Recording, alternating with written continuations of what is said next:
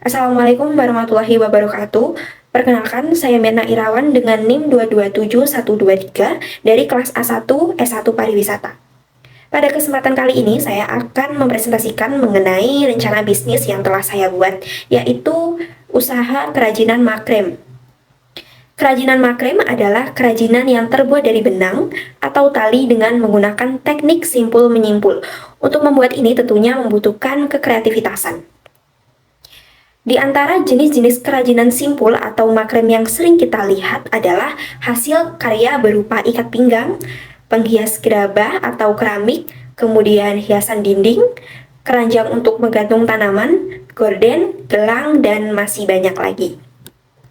Untuk target pasar, sebenarnya ini bisa untuk semua kalangan, dari anak-anak, remaja, hingga orang dewasa. Untuk anak-anak, mereka cenderung menyukai hal-hal yang lucu. Nah, karena makrem ini tuh bisa dibuat sesuai dengan apa yang kita mau, bentuknya bisa sesuai dengan apa yang kita inginkan. Nah, untuk anak-anak ini sangat cocok bentuk-bentuk seperti kartun ataupun binatang. Kemudian remaja. Remaja mereka cenderung menyukai sesuatu yang estetik.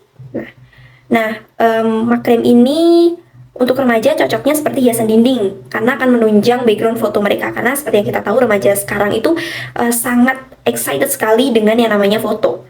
Kemudian orang dewasa terlebih ibu-ibu itu cenderung menyukai makrem sebagai hiasan dinding maupun sebagai gantungan dari pot tanaman karena itu bisa menghiasi rumah ya.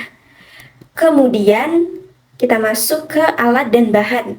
Untuk alatnya sendiri ada beberapa, yaitu gunting, alat sulam, alat ukur, papan alas, jarum, pisau, gunting kain, tang lancip, dan cutter. Sedangkan untuk bahan adalah tali warna-warni, manik-manik, benang, tongkat, ring, cermin, rotan, dan juga eyelet. Kita masuk ke break even point. Nah, jadi dalam usaha kita juga harus menghitungkan break even point. Nah, sebenarnya apa sih break even point atau BEP itu? Jadi, BEP adalah kondisi di mana perusahaan itu dalam operasionalnya tidak mendapatkan keuntungan dan tidak juga menderita kerugian. Artinya balance antara pendapatan dan juga biaya pada kondisi yang sama, sehingga labanya itu nol.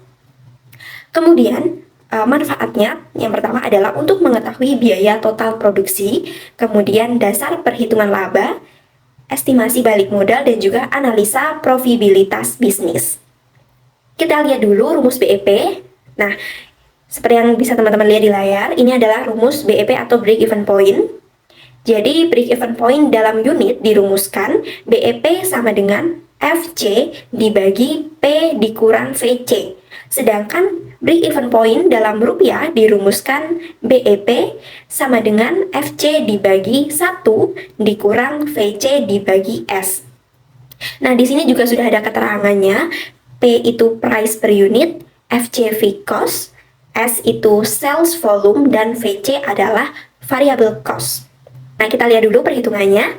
Dengan modal 5 juta, dengan total fixed cost atau biaya tetap sebesar 1 juta rupiah, kemudian variable cost-nya adalah 3.500.000 rupiah. Kemudian kita kumpulkan data-data yang tadi. Nah, didapatkan fixed cost 1 juta, variable cost 3.500.000, kemudian price per unitnya 140.000, sales volume 50. Untuk menghitung AVC, kita menggunakan rumus variable cost dibagi jumlah produksi atau sales volume. Sehingga didapatkan 3.500.000 rupiah dibagi 50 dengan hasil 70.000 rupiah. Untuk harga jualnya, kita menggunakan rumus AVC ditambah margin. Nah, kita langsung masukin angka-angkanya. 70.000 ditambah 100% ditambah 70.000 sehingga didapatkan hasil 140.000 rupiah. Kemudian kita masuk ke perhitungan BEP. Nah, untuk BEP rupiah, rumusnya adalah VC dibagi 1 dikurang VC dibagi S. Langsung saja kita masukkan angkanya, yaitu 1 juta dibagi 1 dikurang 3.500.000 rupiah dibagi 7 juta dengan hasil 1 juta dibagi 1 dikurang 50% dengan total akhir 2 juta rupiah. Kemudian untuk BEP unitnya, yang pertama kita hitung VC unitnya terlebih dahulu dengan rumus variable cost dibagi sales, yaitu Rp3.500.000 dibagi 50 mendapatkan hasil Rp70.000. Setelah itu kita masuk ke rumus BEP unit, yaitu FC dibagi P dikurang VC. 1 juta dibagi 140.000 dikurangi 70.000 sehingga didapatkan 1 juta dibagi 70.000 dengan hasil 14 unit.